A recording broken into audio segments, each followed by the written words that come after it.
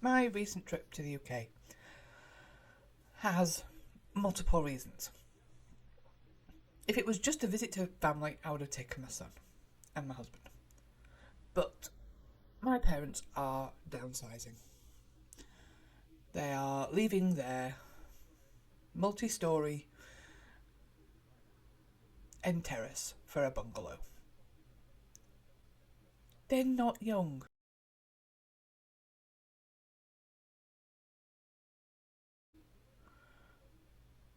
My mum recently had a hip replacement. My dad's had a knee replaced.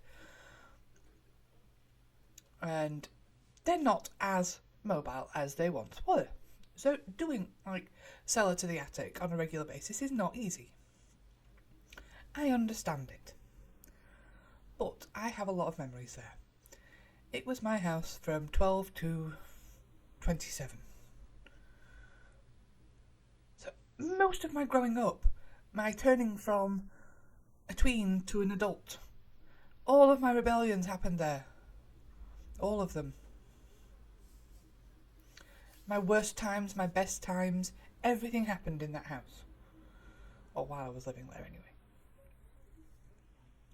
And because I moved countries, and it wasn't so easy to transport entire lives,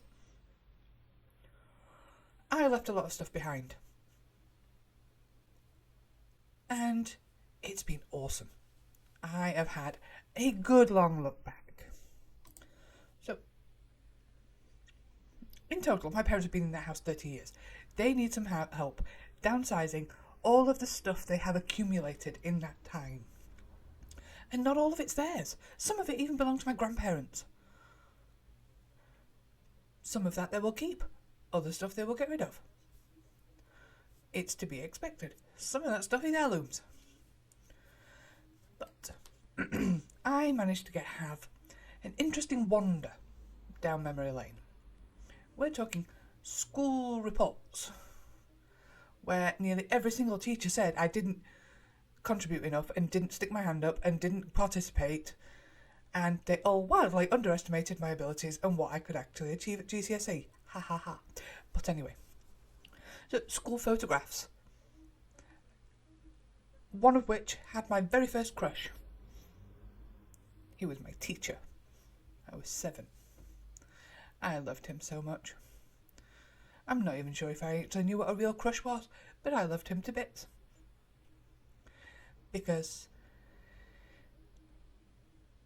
he nurtured my creativity.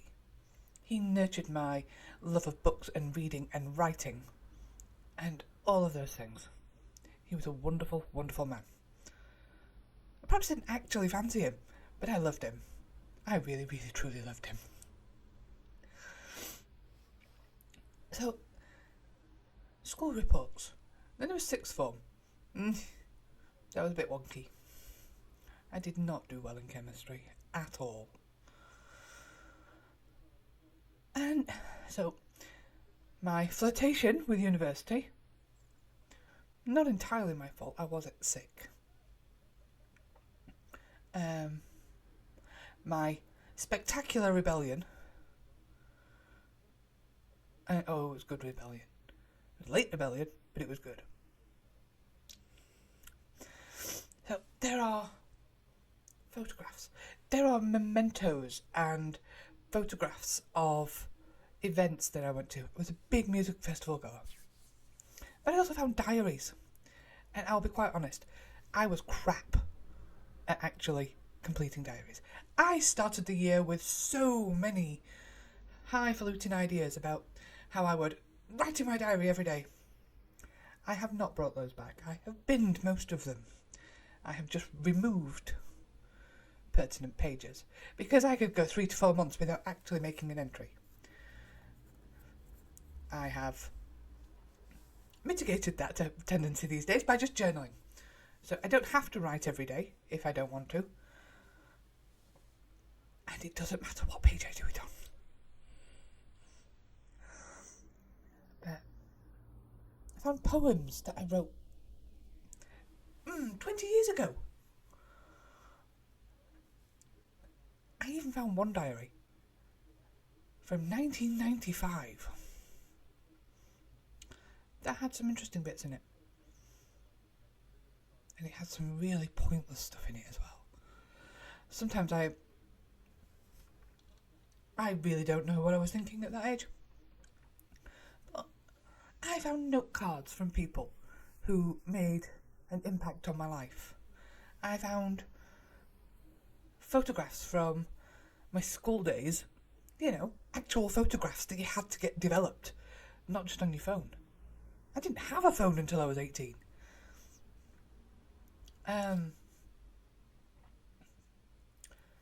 I found some souvenirs from a chance encounter with somebody who made me rethink the relationship I was in at the time. We all have interesting histories after 40, 30. And I have never hidden them. So I looked through my history, and most of it is pre-husband history, because stuff that was husband related went with me. And at the same time, I was saying goodbye to the house. I spent a lot of years there. It is where most of my memories of my parents and my life happened. So I was saying goodbye. I am unlikely to return to that house, because the reason we're emptying it and decluttering is so that they can move. So I am unlikely to ever return to that house. And remembering things like the original decor, and I have still not had a decent answer to what the obsession was with avocado green bathroom suites. I'm still waiting for a sensible answer on what that craze was all about, because it really was hideous. Diabolically hideous. It was the first room we redecorated when we moved in. And I am pretty sure there are still drawings and poems on the wall next to the toilet. Underneath, years of paint and wallpaper and such like, I am pretty sure that there is a poem. There is a sketched picture of my dad's head. I'm not sure who did that. It could have been my uncle or my mum. Don't know. It's like when I think about it now, awful floral wallpaper that was on the living room walls. But that was livable. And the wonderful things that my mother has managed to do on a very tight budget over the years. My mother is a very talented woman when it comes to decorating. And she can make the weirdest things work. Lime green kitchen walls that are now kind of a mustard yellow. But it works. I don't know why it works, but it works. So, while I've been able to look back, I've looked back at my life in that house and relive some of the experiences. I've also looked forward, because I got to go and see the house that they're going to buy. Or it's that whole chain thing. Everyone's got to sell their house and so that everyone can actually move into the one they want to move into. Always confuses me, that. But I went to see it. And it was quite exciting because I saw it as it is right now. Empty and such like. But I also saw it through my mother's vision and what it could be. What she doesn't like about it, what she does like about it, what she wants to change, and all of those things. And the garden outside is absolutely beautiful, and Mum's going to have so much fun with that. She likes gardening. So does my dad. So that is, I am seeing the future as well, and looking at it and thinking, yeah, they're going to be happy here.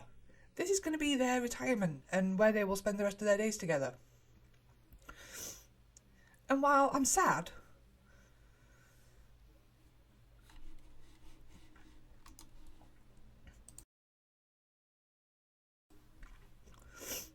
I'm also happy for them, because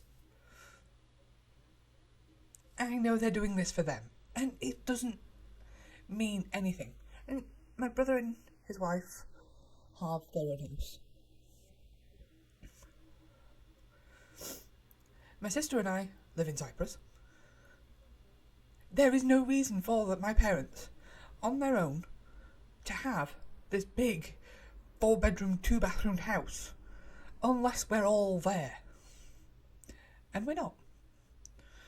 My brother lives about 15 minutes away by car. It's unlikely that he will ever actually need to stay there again. Me and my sister live 2,000 miles away.